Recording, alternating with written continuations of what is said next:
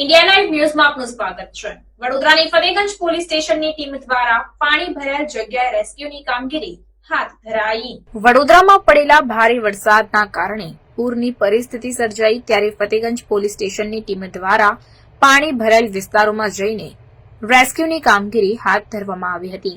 સાથે જ જરૂરિયાતમંદ લોકોને પાણીનું વિતરણ પણ કરવામાં આવ્યું।